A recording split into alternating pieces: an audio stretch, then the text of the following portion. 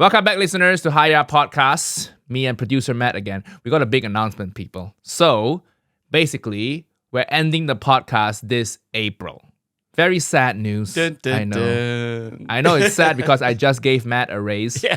A 10% raise. And I told him, sorry, you're ending the podcast in April. Not because anything Matt has done, okay? Don't worry, people. It's because I'm moving to LA, or I think around May or June. You're moving to LA. I'm being made redundant. It all works.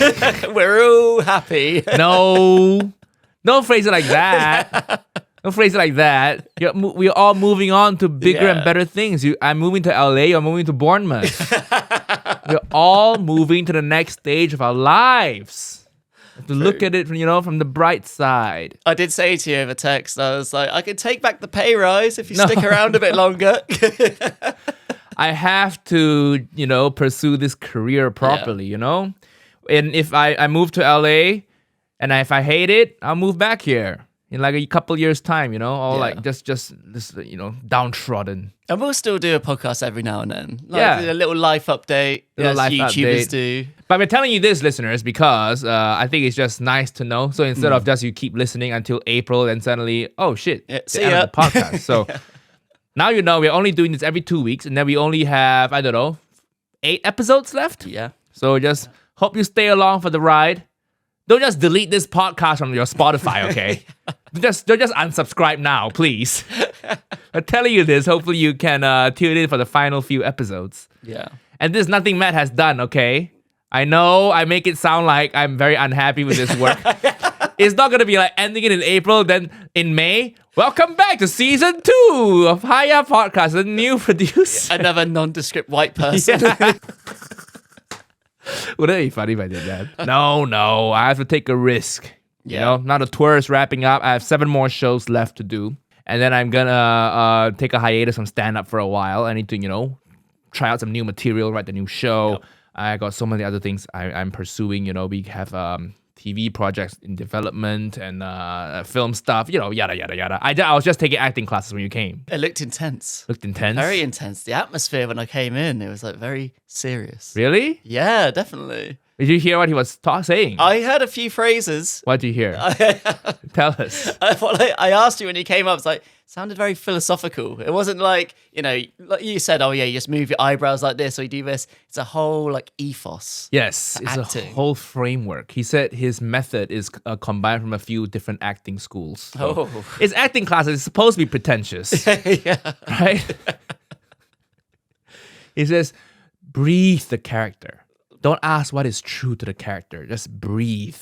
Breathe the character. Yeah. And amazing. Then every sentence you say, ask yourself the why and the need. What does the character need to say this? And what images is running through your head? What are your frames running through your head when this character is saying this? I don't want to hear sentences. I want to hear thoughts. It's real. It's quite fun. I recommend that could be a nice like team building activity thing. If you work in a corporate world, they always do this shitty team building thing, like they bring you axe throwing or something. Oh god, yeah. Right? Crazy golf. Oh god, crazy golf. I hate that place, man. Yeah. I hate that place. I have to say, I've been on a date once where the woman suggested crazy golf, and I was like, oh, okay, fine. I booked it, paid for everything. Yeah. And on the day, she said she's ill and she canceled, and I was so relieved. I was like, oh, thank fuck. Take my money, please. Don't even refund me.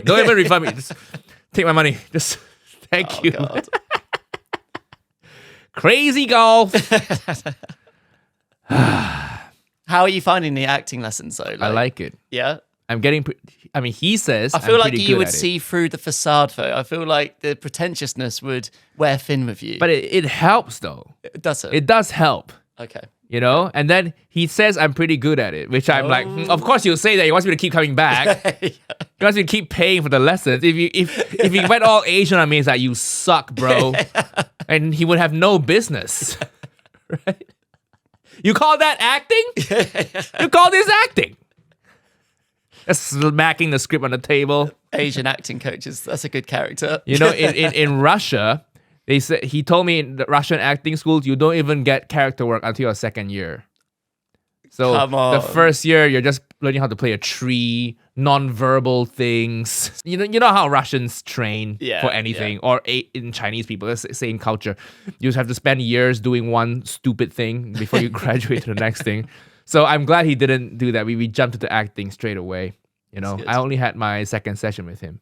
Oh. So in the future, it's either I don't have, too much money left over. So it's either I keep the acting lessons or the therapy. So right now it's a competition between my acting coach and my therapist to see which one brings me more joy. Right? I think the acting lessons are better for my career. Yeah. Right? Therapy, if I need it, I'll get it. Maybe I'll do that next time. It's good for your inner peace, though. Who needs inner peace? If you have inner peace, you won't have ambition. You'll stay here. I'll stay here. You will still have a job. If I didn't do therapy, you will still have a job. I'll just stay here.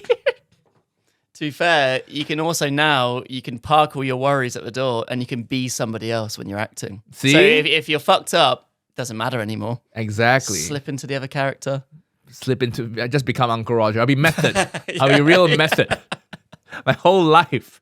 And I realize when I do the Uncle Roger videos, I'm subconsciously doing what he taught me. Yeah. But just for that one specific character. But a lot of things is like, oh shit, I do this for the Uncle Roger stuff. Oh, great. That's good. Yeah, I got some good instincts, Yeah. But it's good. I'm giving you 3 months notice. What more do you want? No. Right. And also, like I've said to you, I respect the decision. A lot of people get too comfortable. They get some success and it's just like, well, that's it. I'm done. I'm happy. Well, Exactly. you're pushing yourself and seeing where this can take you. So I'm all for it. If you get too as long as you bring me to LA, I'm all for it. Yeah, Give me a couple of come. holidays. I'm all for it. I'm gonna be in Miami in February, and then Miami and then LA in February. So I'm gonna go check out some houses. I already have a real estate agent who's gonna bring me around, to look at a few places. It's very expensive, man. A furnished place there. If you want something nice, $6,000 A month. a month. Yeah, Oh my. it's a lot of space. It's nice. It's furnished nicely. It's not furnished with IKEA. $6,000. So Oh my god. it is a big risk, people. Need to do a few more cameos. Well, yeah, if it doesn't work out, I'll come back here. And then you got to take a risk in life, listeners. Yeah. Right? Me going full-time stand-up is a risk. Yep. Me doing Uncle Roger, doing YouTube is a risk, True. I love fear. Yep. That's why you gamble, right? Yeah. It's the same emotion. You gamble with your money, I gamble with my career. They're the right types of gambling. Yeah. Moving to LA for now. I'll split my time, LA and here. Also, you're investing in yourself. Like, yeah, that's a lot of money, but at least it's on you and it's not on a dog or a horse or something like that. So. Yeah, you and your dog, man. Hanging out with you is so difficult. You have to always rush back to your dog. It's crazy. She needs looking after. Yeah, but you're losing our whole social life. Why do white people do this? You guys love your dogs. And every time, you want to come hang? Last minute, no, I need to get a dog sitter. I need to get a dog sitter. It's ruining your social life, man. I was having dinner with my friend and then Matt and Gemma, so 4 of us. Yeah. And then we were talking about your dog, and you were like, "Oh, you can only leave him alone for no more than 4 hours max. 5 hours max. Is that real, listeners? Is that real? Can you only leave a dog for 5 hours? They freak out. Really? Yeah, because they don't think you're coming back. And No. they get scared, and that's when, if they're going to misbehave, that's when they'll do it. If they're going to Just lock your piss room on the door so bed they or- won't piss on the bed. Lock your room door. Let him piss in the living room. No. And then my friend was like, "You can buy a gate so he doesn't get into your room." And I was like, "Yeah, listen to my friend." I disagreed with that, though. Really? Yeah. What, leave your dog all day while you're at work? Yeah, horrible. It's 8 hours. We do that to children, don't we? That's how kids are raised. Absent parents, True. It's crazy how much effort a dog is. I didn't even know that. I just thought a dog is there so when you come home, something greets you nicely. You got to treat them with respect. Really? Yeah, of course. Oh, that's why I don't have a dog. Also, okay. we rescued her from the streets of Greece. So she's used to No. people abandoning her. So how horrible would it be? It's like, oh, we rescued you, and now we're gonna mistreat No, you. she'll be like, "Yep, been there, done that. This is familiar." Yeah. The dog's not entitled. She's taking it for granted. Your dog. Do you think she's nostalgic for abuse? Sometimes she likes the old life. It's comforting to her. No, it's not. Just being by herself. So no, Of all the dogs to abandon, a rescue is they can take it. They can take it. Right? It's like you save a child from the streets. Every now and then you can put them back on the streets for a day or two. They'll handle it. They're like, yep, I've been trained. But like a nice little kid who grew up sheltered, you can't put them on the streets. They'll die. Yeah. They'll join a gang. Same with like a Labrador or something. Exactly. They got no chance. They'll die. They'll die. They'll shoot themselves with heroin. You know? So, okay, but what do I know? I don't have a dog. So, maybe I'll get one in LA. No, don't. That's a big commitment. Yeah, that's a big commitment. Yeah, Do you think I'm going to be one of those LA types? I hope I don't become one of those. I need London to ground me. Well, at the moment, you're seeing through it because, the acting coach says, you're fantastic. You're seeing, oh, well, obviously you're going to say that because you want me to keep going with you. Mm-hmm. You're going to get that a lot in LA. Really? People saying you're great. But I am great. I am great, aren't I? You need someone to tell you how it is. Who? Keep you grounded. Oh, I don't know. Who's going to tell me? You need someone to keep you grounded. Okay. I'll let you know how it goes. I'll let you know how it goes. I'm excited for you, though. It's going to be a cool journey. Well, until the podcast ends, it'll be good to let people know how your journey's going. What places you're looking at. Okay. My journey now, I need to live above ground. Okay, in the hills somewhere, because my friend told me there are homeless people in LA and they live on the ground. So you want to be a little bit above them. Fuck's sake. That's such a generalization. She told me, homeless people are not going to hike to where you live. So you want to live nicely tucked away on the hillside. And I agree. Homeless people don't hike. Right? True. Yeah. Yeah. And it's like, it's not a problem I can solve. You know what I mean? It's been a problem for years. I'll pay my taxes, but that doesn't seem to go anywhere. As we established in the last episode. Privatize the NHS.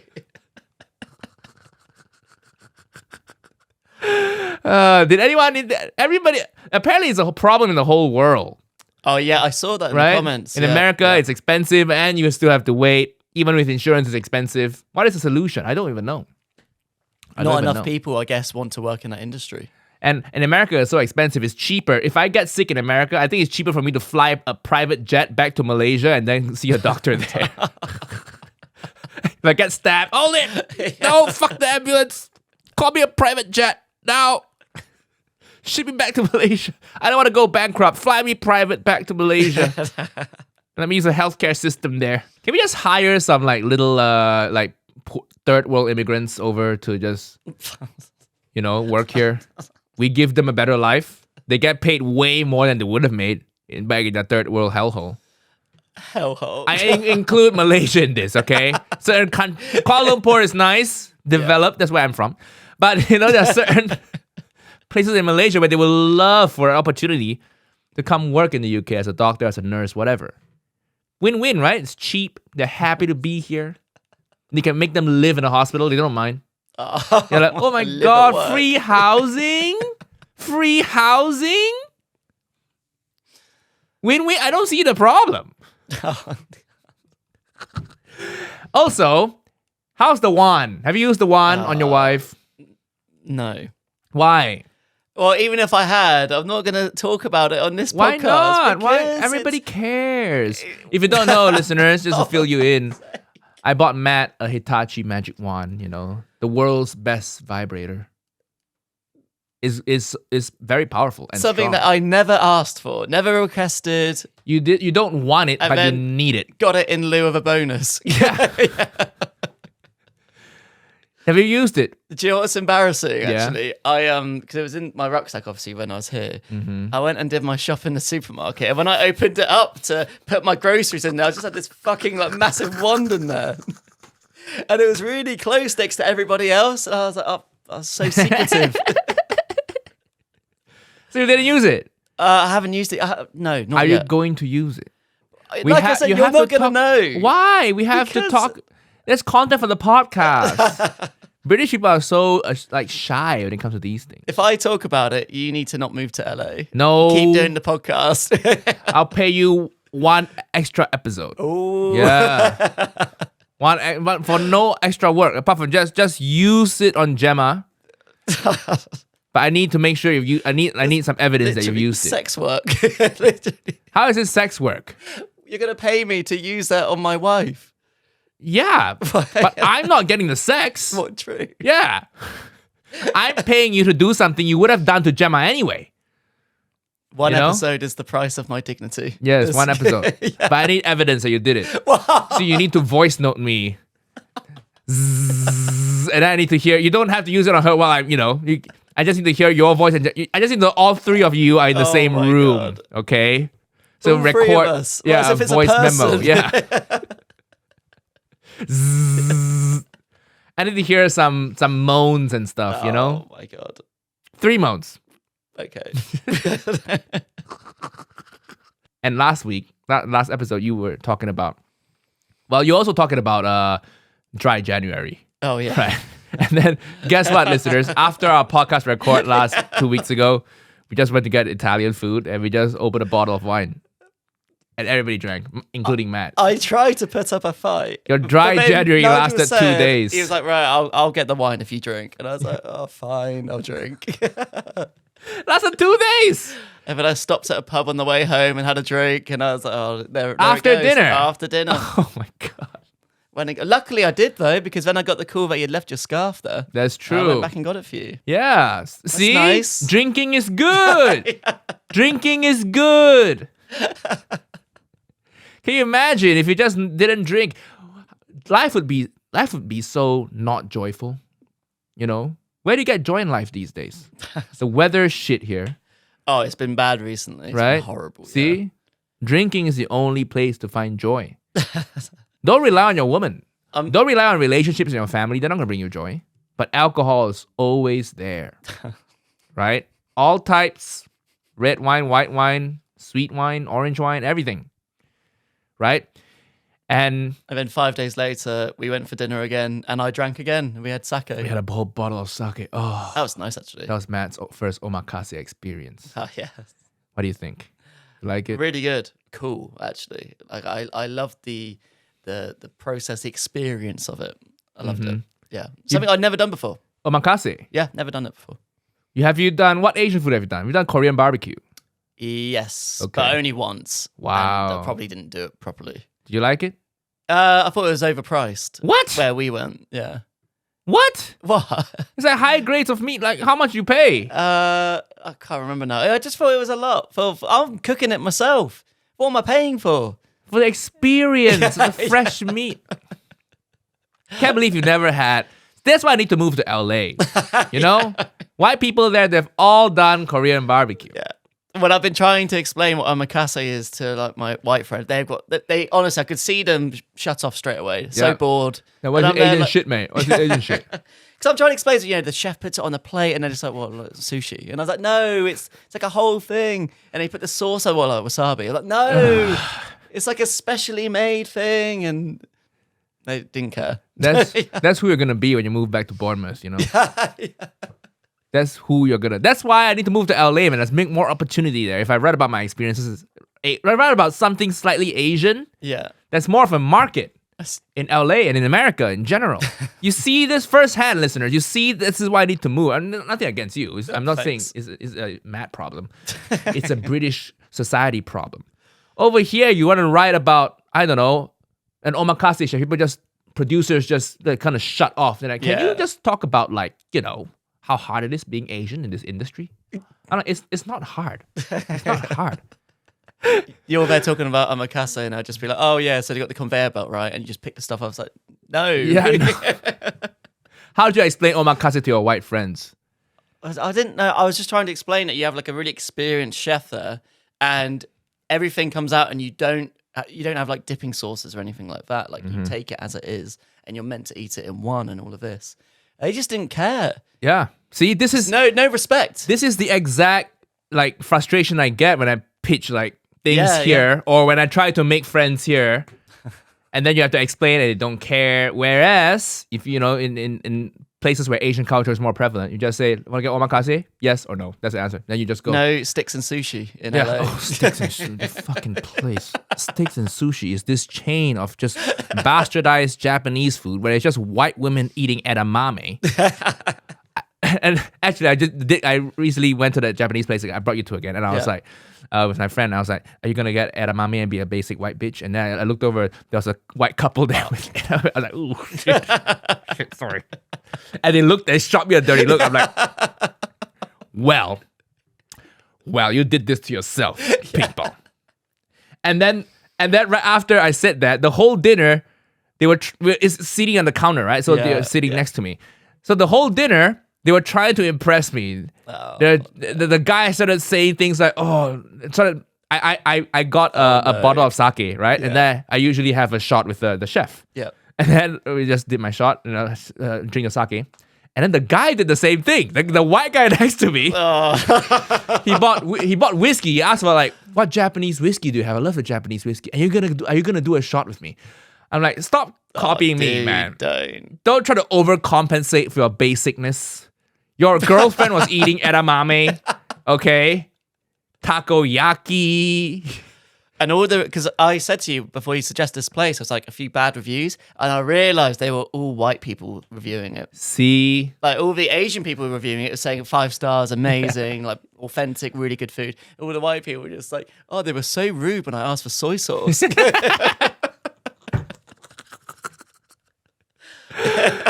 Now you know why I need to move to LA, okay? A little bit sick of that here. A little bit sick of it.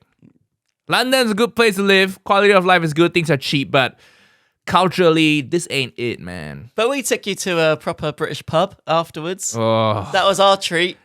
Yeah, now you see why I need to move to LA. Oh my God, I forgot how terrible it is. No. There's TV, there's like a football going on. Oh, there was like 5 TVs. Yeah. They didn't need any lights because the lights from the TV could just keep everything bright enough.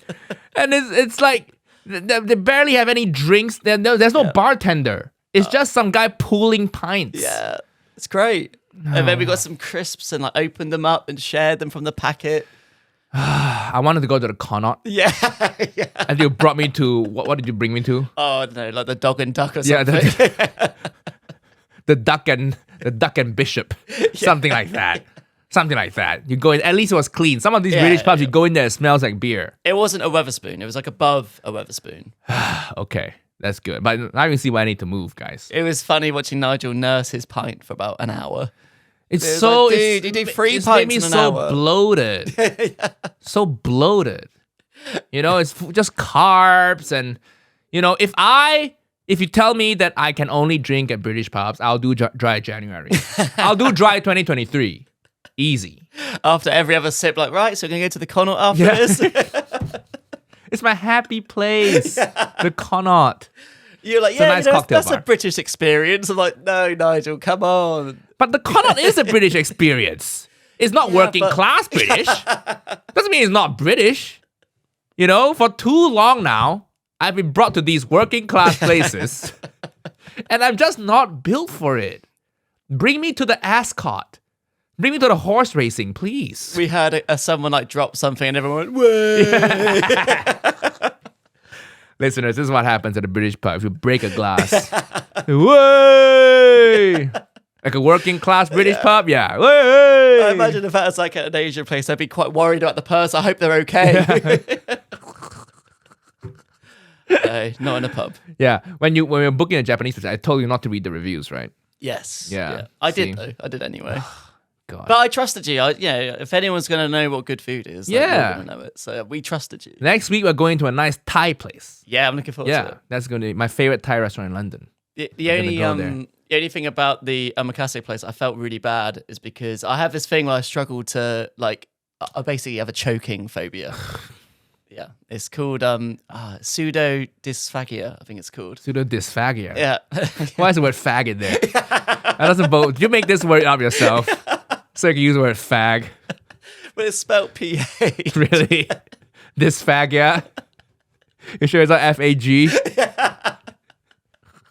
Means I struggle to swallow things. Like, so I would cut everything up into really small bits. So it takes me a long time to eat. It's just a thing that I have and struggle with. So you fear choking? I fear choking, yeah. I don't fear being choked. I fear choking. Okay, now we learn a lot about Matt and Gemma's relationship. But Nigel and his friend were saying, you have to eat it in one. And Yeah, it's they're omakase. massive. But they were so big. It's bite-sized pieces. It was not It's by the bite-sized. chef. He's trained years to get the perfect you're size. You're a gonna tell him it's so big. You're gonna go to like Jiro Sushi and be like, "Sumimasen, your sushi too big, too big. Your sushi too big. My mouth small. Your sushi big. Cannot fit. Go back kitchen. Make sushi smaller. Small like your penis. Smaller.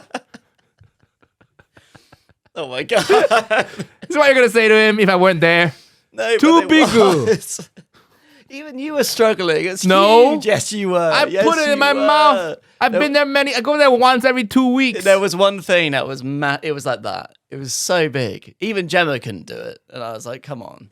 But anyway, I felt bad because I was disrespecting the chef every time. Yeah. And I was like hiding. So when he would turn around, I would then quickly like gnaw at this piece of food. He was eating like an apple. Just chew it, put it aside. I would try and evenly distribute so the sauce would be on like both bits. So I was trying my best to maintain the experience. How do we help you get over this fear? Tell us. This fear of choking. I've done a lot of therapy. I don't know. I don't think it's ever going to go away. I'm a lot better with it now. There was one point when I couldn't even swallow my own spit. I was like spitting out in the street. Ew. It was horrible. Yeah. I remember very vividly. I was in a fish and chip shop and as I was ordering, I felt like I was going to choke on my own spit. So I spat in my hand. And the person next to me just looked at me like I'm a freak. You are a freak. Can't spit in your own hand. That was one of the lowest moments of my life. Gemma, bless her, she felt so bad for me. Yeah, but Gemma did well. Did Gemma enjoy it? Oh, I loved it. Omakase? Yeah, she did. She really loved it, actually. She was raving about it. When we got home, she was like, wow, that experience was so good. After I leave this country, who are you going to get omakase with? This is becoming a very sad episode. Be back to Wagamamas. Oh, Back to sticks and sushi. who are you going Itsu. to... Seriously, you need to find a new Asian friend. You need to replace me with another Asian friend. Where are you going to find us? Where are you going to find us? I need to find new white friends too. I realize I don't have any white friends. My friend told me this because we all hung out New Year's Eve. You know, it was my Miami friend. And then she said, all my friends are like, I don't have any Chad friends. They're all like nice people, you know, nerdy, a little nerdy. Yeah. I got took that as an insult. So I'm a Chad. My friends are cool, okay? You're not a Chad. I'm a Chad. No, you're not. Have you seen my abs? Have you seen your interiors? My- You are not a Chad. A Chad can have nice interior design. A Chad doesn't care. Doesn't care about their interiors. What do the Chad spend their money on then? About themselves. Just, looking like fit. That's it. I don't Gyms. fit. Yeah, but Come on. I'm trying so hard to be a Chad. The Chad Nigel, come on. Daddy Roger, Chad, you know? I think I'm too much of a Larry David type to be a Chad. Chads don't complain. Right? What do Chads do with their free time? It's like they don't decorate their house well. They don't express emotion. They don't complain. What do Chads do with their football?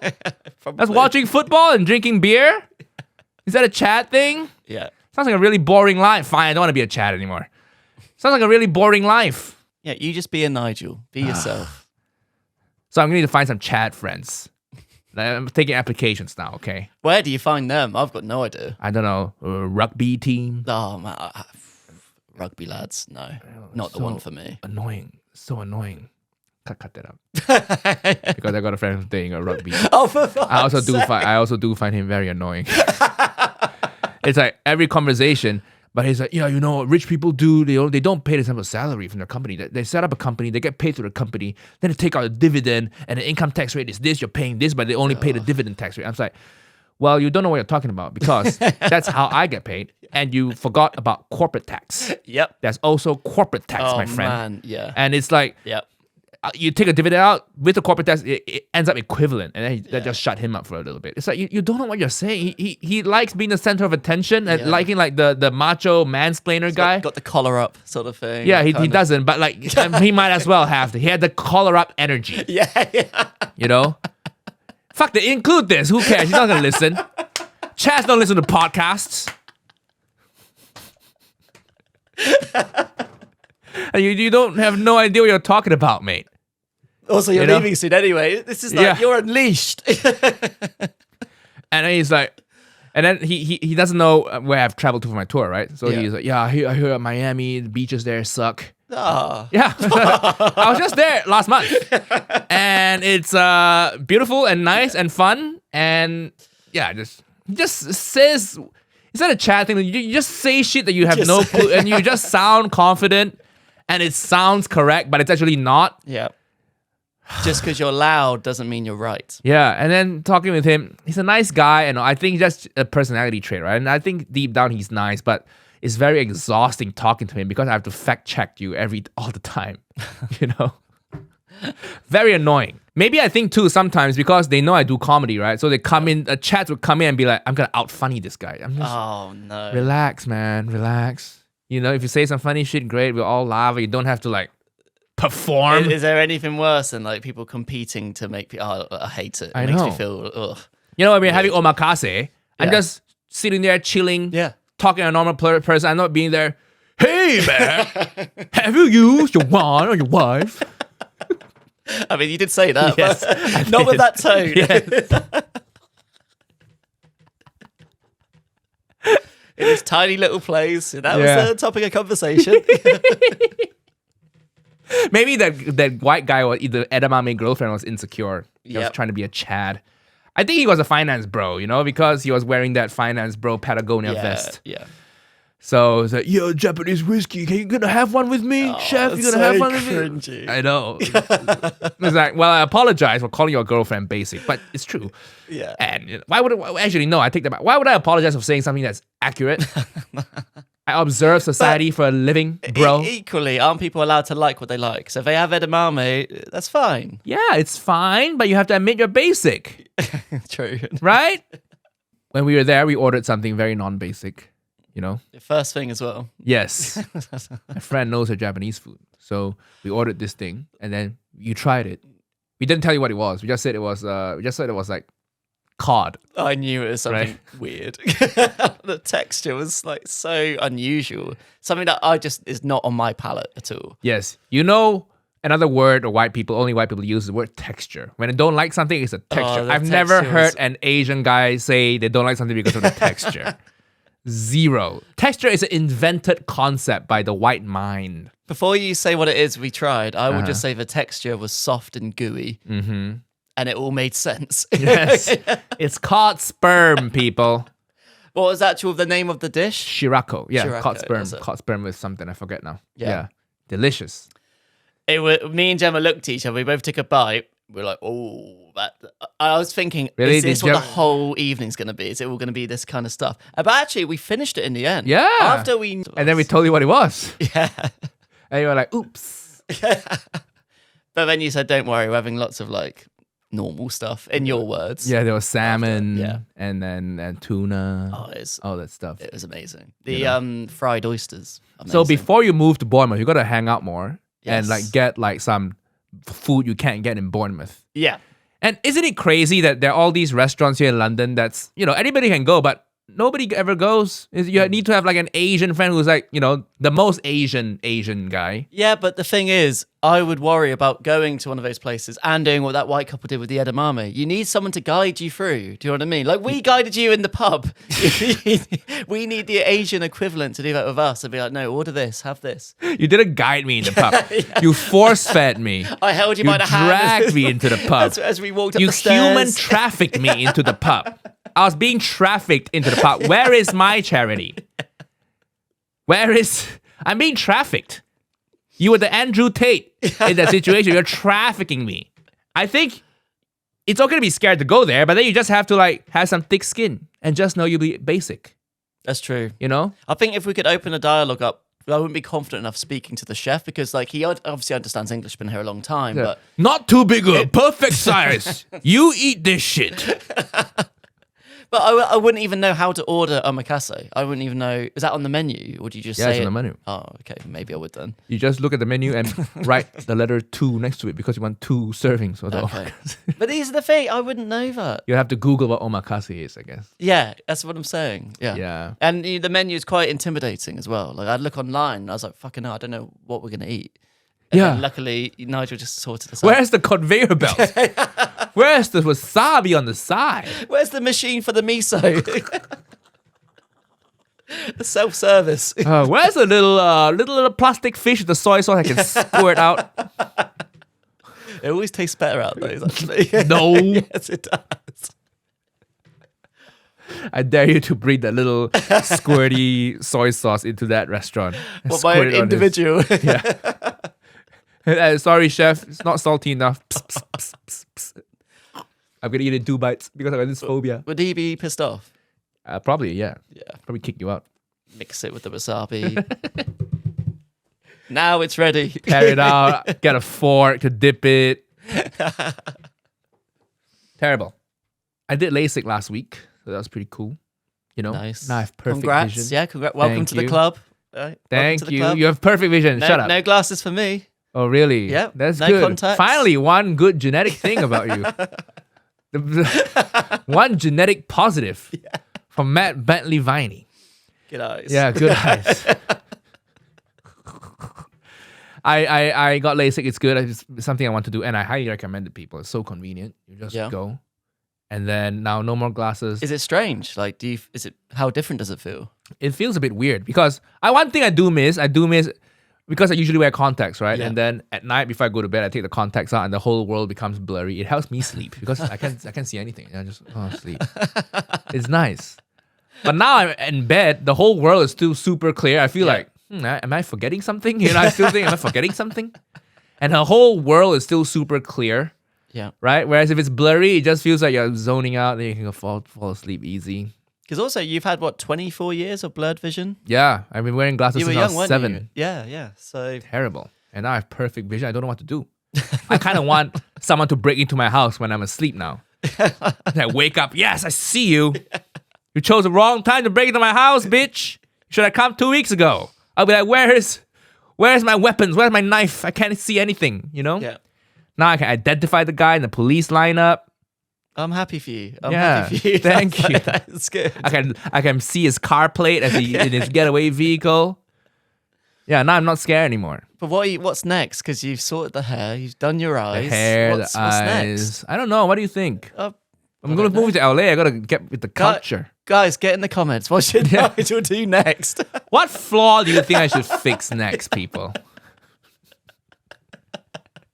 You know what they did at the LASIK surgery? Yeah. They got me in, and then they asked for photos. That's normal because they all know my work. And then they said, usually we do videos of the whole procedure. And then if you give us your phone, we'll do a whole video of it. Who wants that? Is that a thing? Yeah, I thought it would just be like a before and after, but they took a close-up of the whole process. I just saw my eyeball. Fucking, what's that movie called? That Clockwork Orange style under the machine. My eyeball, just looking at it, being like all opened up wide, and then I saw the doctor just slicing it. Yeah. Slicing it, putting something back, slicing it, and he's like, "Good job, you're doing great." Close up of the eyeball being sliced, my cornea being sliced. Who's requested for that? It's not a skydive, is it? It's not like a roller coaster. You go down. You pay £5 for at least it was free. Yeah. Can you imagine if it's like, it's £5 for the video if you want it? Gotta buy this flash drive. They opened my eyes so wide, it looked so round. I was like, wow, I thought my eyes were slanty the whole time, but it's actually round on the inside. I didn't know that. Every time I looked in the mirror, I was like, slanty, squinty eyes. And then they opened my eyes that big with those clamps. I'm like, white people and us were not that different. With some clamps, our eyes could look like theirs too. That's the first thing I noticed when I looked at the video. I was like, oh shit, my eyes are big. My eyes are big. Fuck you, white people who did this shit to me. Next time someone does this to me, I'm gonna show them the video. Actually, my eye, look at how round they are. Can I just say, I've never done that. I've really? never done that. Yeah. There are no Asians for you to make fun of in Bournemouth. That doesn't count. There wasn't any Asians at my school. Yeah. But I've never done it. It's easy to not do it because there are no Asians. Well, do it to your white friends. You need to grow up around Asians and then have the courtesy to not do it. Then I respect that. But you had no Asians growing up. Well, on our travels, I haven't done it to anybody. I guess. I mean, Imagine our first trip in Bangkok. That'd be awful. Speaking of Bangkok, in the most recent Uncle Roger video, I do have a joke. It's papaya salad, right? It's a traditional Thai dish. So there's a viral video clip where there's a hot woman pounding papaya salad. She's like an ex-model, and now she just pounds papaya salad. And then horny tourists would go there and film it. So in the video, I talk about it. I narrate over the video as Uncle Roger. I say, see, that's why Uncle Roger says, Thailand has the best street food. Look at this. Look how appetizing this street food is. Thailand has the best street food. You just have to make sure they're actually a woman. All right? And then I expect we're going to clip that up and then put it on TikTok. It's in a very bold move. I expect to trigger some people. I've been getting a few of those like, you're transphobic comments. I just want to say, people, listen. In Thailand, they joke about this shit. Trans people in Thailand, it's a different cultural lens. Okay? They find it funny. They will joke about this shit. Men, women, trans people, they joke about this shit. So you can't get me. And I like triggering people because it's free marketing. So you can't get me. Bring it on, people. Bring it on. It's a pretty funny joke too. So a lot of people leave comments saying how they laughed at that. And it made me laugh. So, am I a bad person? Probably.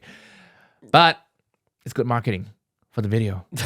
Can't wait for it to post on TikTok. That's going to get some hate with the Gen Z purple hair people. Oh, God. The Gen Z purple hairs. They're coming. They're coming. What? You never been hated on by the Gen Z blue-haired they thems? Oh, dang. I say this with love. I've been on the receiving end of that. What? No comment. Really? I'm staying out of it. As a white man, I am just steering clear. You can't be a true comic until you've been labeled a transphobe. This is the trendy thing now. No, it's the trendy thing. To be great, you have to be labeled a transphobe. Oh. But speaking of that too, recently Vice had a video that I watched. Vice has done some really cool. So edgy. It used to be. It used to be. Now it's Brooklyn. Stop that. Vice. It's very uncomfortable when Matt tries to be edgy. Can't do it. So Vice recently had a video out where they get like a bunch of women to debate, a bunch of feminists debating non-feminists. And I always love these. I love these Vice videos where they get like people of opposing viewpoints. So they had stupid. A conservative one and a left-wing versus right-wing people. Yeah. So the feminist and non-feminist one is also very like left-wing versus right-wing. And I realized that about myself. I want to date a woman who has left-wing beliefs but has right-wing looks. Because the left-wing people on that video, man, I don't know if it's that was the whole pool they had or they just did them dirty and picked the looking ones, but the left-wing that ain't it. Just ain't it for me. But then the right-wing ones are like kind of hot and cute. It's like, why is it always like this? Why is it always like this? Has there been a study on this? Are right-wing people more attractive? Because you see a lot of these left-wing activists, and like we mentioned, the stereotype is they are the blue-haired feminists. We didn't mention that. You mentioned that, but yes. We both agree. We didn't. No, we didn't. Okay. I'm not going to pull you into this. Thank you. We both agree. And then you see the right-wing people. Yeah. Sometimes on YouTube they surface... I get both left-wing punditry, left-wing YouTubers, and also right-wing YouTubers. And the right-wingers are...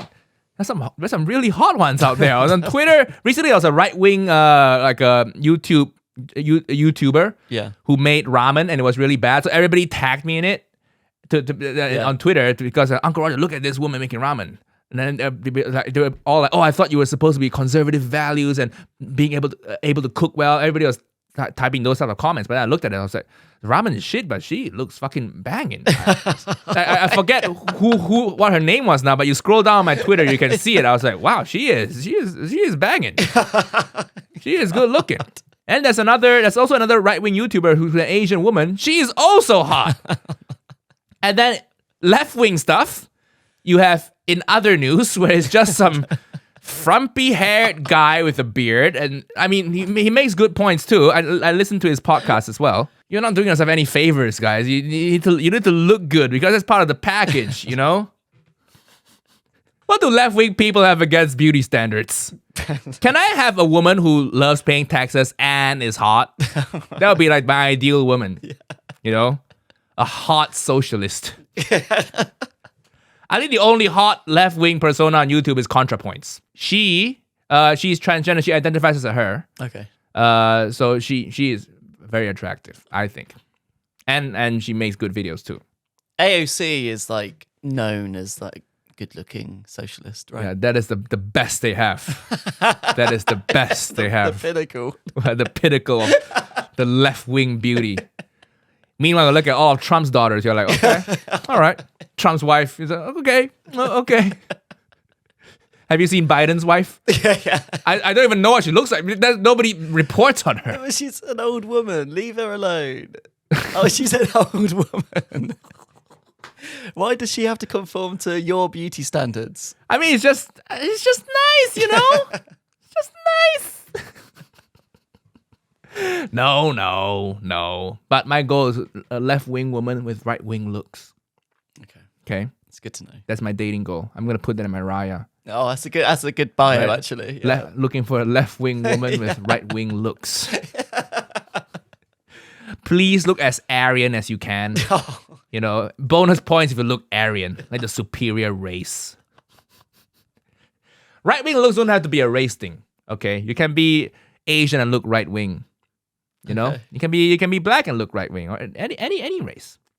Right? Just dress well, wear some bling. Yeah. Have some normal human colored hair. Right? Look like you shower sometimes.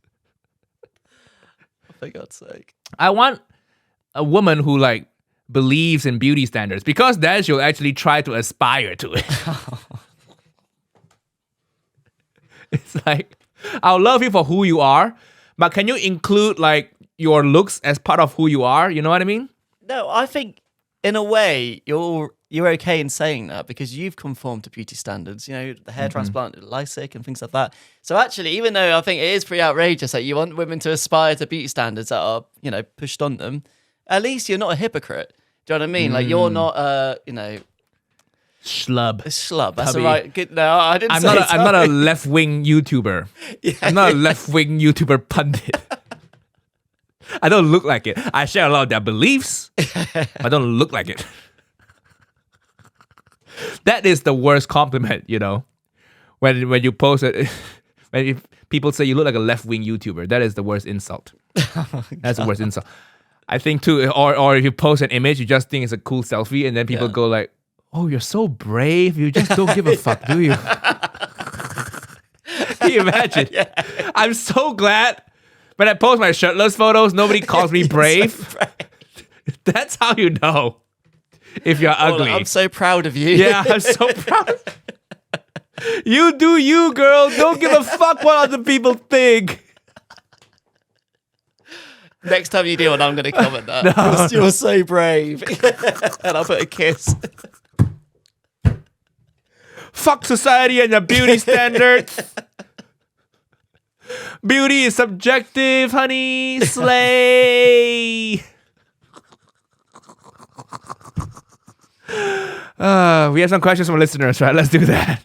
So we haven't done this segment in a really long time. I feel like in months. Yeah, because you never checked the Haiyaa Pod email.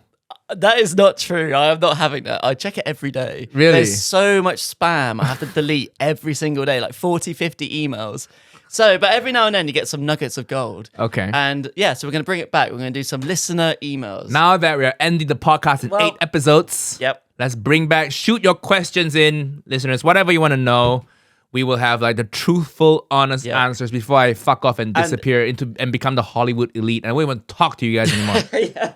This is your last chance. Honestly, just send in whatever you want. It can be as random, explicit, not nudity, but anything like that. I like nudity. No, not nudity, but Nudity's good. send in your questions or funny experiences, stories. Just if you want us to talk about it on the podcast, this is literally your last chance. Exactly. I'm going to be like Ronnie Chang next time because he has a very amazing career, but he doesn't really do social media, so you don't really know what he thinks. So he has that mystery around him, right? True, yeah. Whereas you know everything I think. It's not cool anymore. You need to be like the royal family. Yeah, you're right. Yes. Like the mystique. I need to be like Harry and Meghan. I need to write a be book. Harry. I need to write a book about and talk about his penis and stuff. Yeah.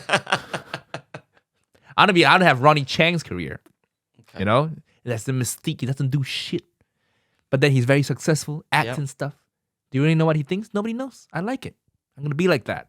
I'm going to join the Hollywood elite. All right? Matt who? Matt Batley who? I used to work with him. Really? Yeah. Really? Oh, I don't know. I don't think that was me. I think we go through phases in life, and I think I was going through a very dark phase, and I related to this guy, and we did 52 episodes. Wow, that's why I never moved to England, guys. Never moved to England. Anyways, let's do the questions. So the person who sent us in didn't actually leave their name, but says, "Hey Nigel, I've been a huge fan for over 3 years now, maybe more. I'm from India, but I live in a country in Africa. I have 2 questions. Number 1, are Indians considered Asians?" No. Next question. No. Stop trying to be Asian. Be Indian. Be Indian. You can't take our shit. When you say a certain race, you need to be able to picture them. Okay? Don't come and pollute our world. When you say Asian, you want to think BTS. Not Gandhi. I can't think of any. See what I mean? Yeah, You're trying to hop on the trendy Asian. We're trendy now. You know? How else you describe someone to line up in the police? You get robbed by someone, you say Asian, and then the police are gonna go Indian or like, you know, how dark is your skin? And then they're gonna be uncomfortable asking that. Because the British police are gonna be like, well, when you say Asian, do you mean like what descent, what ethnicity? Where is he born? I mean, where is he really from? Oh, I can't say that. Oh shit. Where is he, like slanty eyes or round eyes? Dark skin, light, So just stay in your lane. Yes, technically, I grant you're Asian because technically, India's in Asia. But we live in a society. We don't run by technical definitions. So stay in your lane. And then I think you've answered the second question many times in this podcast. Can Asians fetishize other Asians? Yes. Yeah. Nigel does it on the daily. I fetishize white people. Yeah, I think so. I think you can fetishize other Asians, but you will be able to get away with it. So fetishize away. You can fetishize white people too. You know, until you start dating them, you're like, ooh. Why did I fetishize you so much? Ooh. You know? The amount of food allergies and dietary restrictions and the amount of explaining I have to do, Fetishizing Asians is good, man. Everybody should fetishize Asians. We are coming up in the world. We're the richest class of people now. That is actually true. Yeah. Go to Vancouver. Go to anywhere in the world. I think Asians make more than white people now. It's pretty cool, eh? Yeah. I mean, it's good for you. Yeah. My people are coming up in the world. Love it.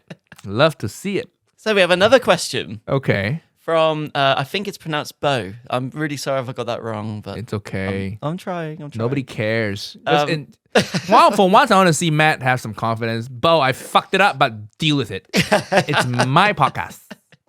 I'm the producer.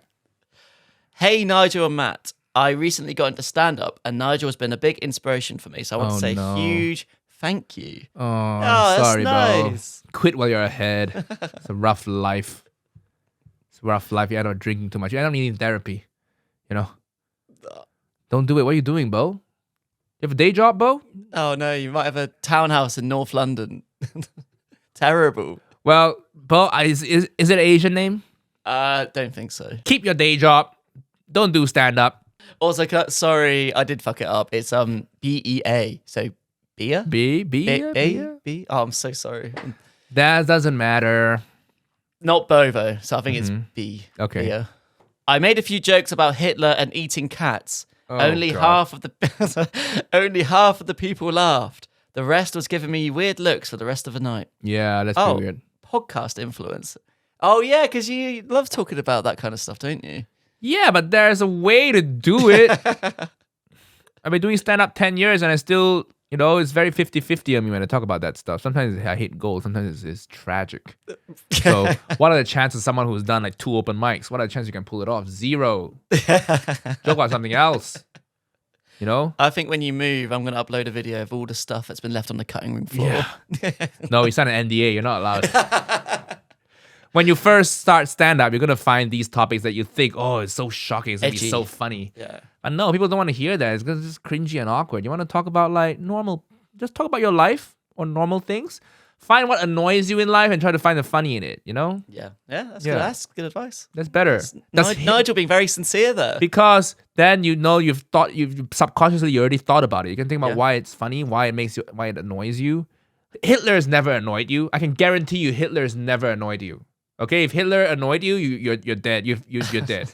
You're from the 40s. You're probably on a train right now. So Hitler never annoyed you. So stop writing about Hitler and eating cats. You don't eat cats. So what are you doing? What are you doing? Does it make me a bad person that I burst out laughing when Nigel makes the pedophilia or mixed race jokes? And when Matt was telling about selling a table to a disabled guy, oh yeah. Yeah. Oh yeah. This table got more legs than you, mate. Fucking hell. I'm not laughing at that. You just I'm did. not laughing. You just did. No, I'm laughing at something. I'm looking at my laptop. I'm not laughing at that. Aren't you envious of it? Look at this table with the legs. But one serious question to Nigel. How do you go about writing your jokes? As in, where do you look for inspiration? And do you memorize your sets or is it half improvised? I memorize my Thanks sets, again. yes. But I think, honestly, I've been giving stand-up writing, it's been taking such a back seat because I'm busy with so many other things. The tour, sure, I write some new stuff every now and then, but the tour is a tour. The show is pretty much set in stone. It's the same show I do, apart from the crowd work. Yeah. But it's taken a back seat. I don't remember now. Something hits me, I think it's funny that I write it down. But now a lot of my creative energy is spent on making the videos. It's spent on developing the TV projects, movie projects that hopefully will come to fruition one day. It's spent on growing and scaling the business, coming out with the food brand, all that stuff. So yeah, it's very satisfying. But for stand-up is a thing where if you don't devote your whole energy to it, you just you don't get better. And I feel like at this point I can't devote my whole energy to it. But that's not to say I'm not being creative. My creative energy is spent on what camera angle, what video ideas to come out. How can I make this video a little bit different from the last one? Yeah. Writing jokes for the videos. That's about the same thing. But writing jokes for stand-up is different because the topic is you, and it's a little more difficult sometimes. With the video, I know I'm joking about this dish and this chef. Let's write some stuff. But I mean, I have no grounds to say this, but having spent a bit of time with you, I'd say as well, you need to live your life, right? Yes. To find inspiration, you need to actually do things because a lot of the stuff you experience, you then turn into a joke. You jot it down in your notebook or on your phone, and then slowly, surely, you work it into your set, right? Yeah. Live your life, and then it sounds so like self-help guru now. I love it. Go live your life and just stop doing stand-up because it eats into your life. It eats into living life. It does. Stop doing stand-up. Just do something else. Think about a different hobby, Play the piano. It's nice. Play the piano. Yeah, play the piano. Learn how to knit or sing. Take acting classes. I don't like hearing you love stand-up. I don't like hearing you my speak life, like this. My life is not relatable anymore. Oh, that's a good point. It's sad, but true. My life all day I spend at home. I'm editing videos. What do people get annoyed by these days? What do you get annoyed by? Tell me. The tube. The tube, and I haven't taken it in a while. I just took it 2 days ago. Okay, what I get annoyed at the tube. I do still take the tube, and what I get annoyed at on the tube is getting recognized on the tube, and then they are stuck with me the whole journey. And then but that is not a relatable life observation. So even if I do relatable everyday things, that's not relatable. Yeah. And it's not me trying to flex. It's just YouTuber is just not a relatable career, right? Yeah, going on a world tour. That. Yeah. The only thing that I can talk about that's somewhat relatable is like dating stories.